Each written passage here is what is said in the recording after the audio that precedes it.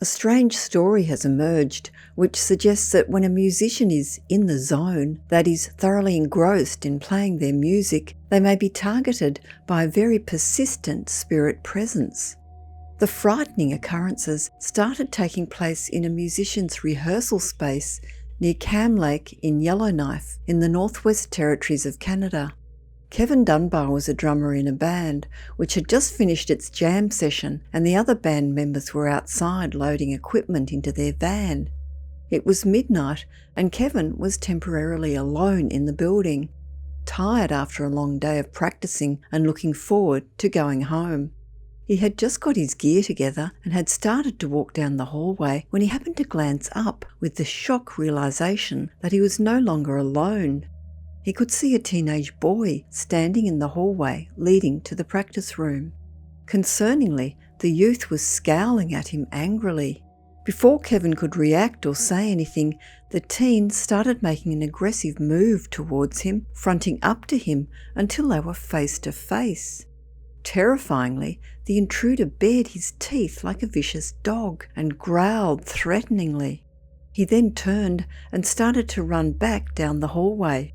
Feeling stunned, Kevin chased after the strange figure, only to quickly find that the hall was empty. The boy was no longer to be seen, and it was as if he had vanished into thin air.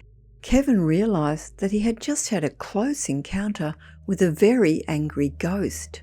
The incident pushed the musician over the edge in terms of believing what he and others had been hearing for many years about the rehearsal space.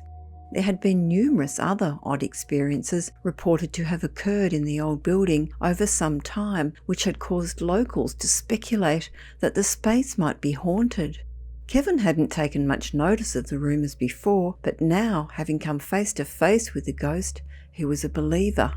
The rehearsal space had been built in an area where Bevan's dairy farm had been operating in the late 1950s. The farm did not last long, and unfortunately neither did its poor cows. At that time they were led to Cam Lake to drink, but the water there had become contaminated by arsenic discharged from a mine located close by. After the demise of the cows, the dairy farm closed and a collection of factories, dog sledders' kennels and residential houses was built in the area over the years. With its lakeside location, Cam Lake is now becoming increasingly upmarket, with its haunted rehearsal space a quirky but chilling mainstay. Soon after the ghost boy appeared and then vanished before Kevin's eyes, the recording studio owners brought in a medium to investigate the location. Initially, she was not at all surprised that the building was haunted. She expressed the belief that musicians have the ability, whether they are aware of it or not, to intercept wayward spirits when they're operating in the zone and thoroughly engrossed in their music. The medium was enlisted because the apparitions were becoming too regular and the spiritual activity too unnerving. It was hoped that she might be able to assist whatever presences were trapped in the building to move on and to clear out the ghostly energy in the space. Almost immediately, the medium picked up on a teenage presence which she described as being playful but harmless. She speculated that he had settled in that spot out of attraction for the musical vibe, adding that many lost or wandering spirits tend to gather around musicians and become attached to music-filled locations. Hearing the medium's analysis, in particular that she felt the spirit was harmless, didn't bring Kevin any comfort. He and other building users sensed that the ghost wasn't harmless at all, but in fact evil. They witnessed black shadows floating through the walls, doors and hallways, ominous sightings that made the hair on the back of their necks stand up. It was now that sensing the paranormal energy had become such a gut-churning experience that Kevin was always overwhelmed by a desire to exit the building immediately.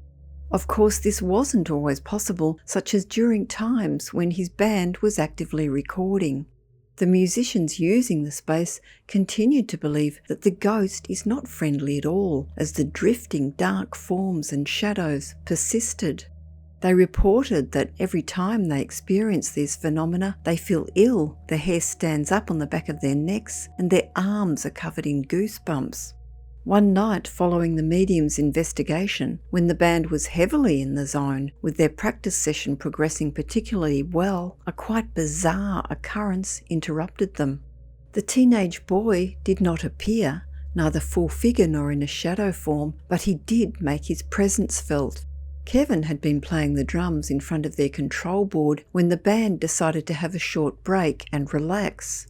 To Kevin's left was a table on top of which lay an iPod. Suddenly, Kevin watched in awe as the iPod levitated up into the air, then flipped 180 degrees mid-air and landed back on the table, screen down.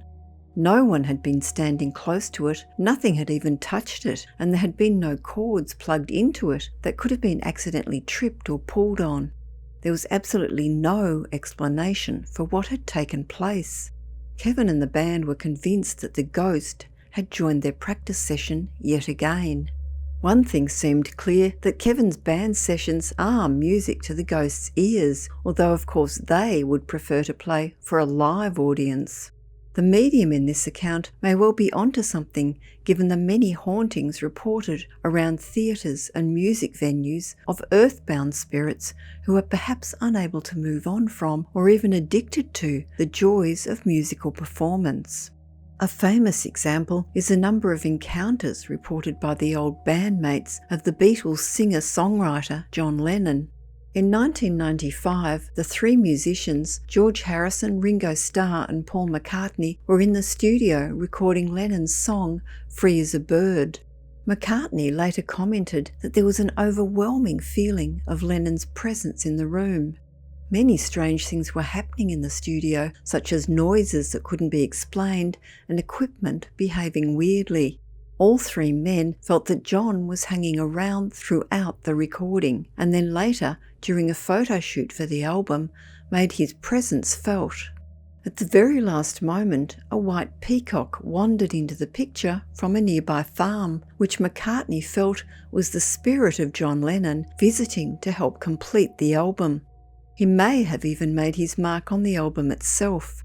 McCartney related that they had put a spoof backwards recording on the end of the single for a lark. Then, when they were listening to the finished single in the studio one night, they found that, when it got to the end, the name John Lennon was eerily distinguishable. He just couldn't stay away.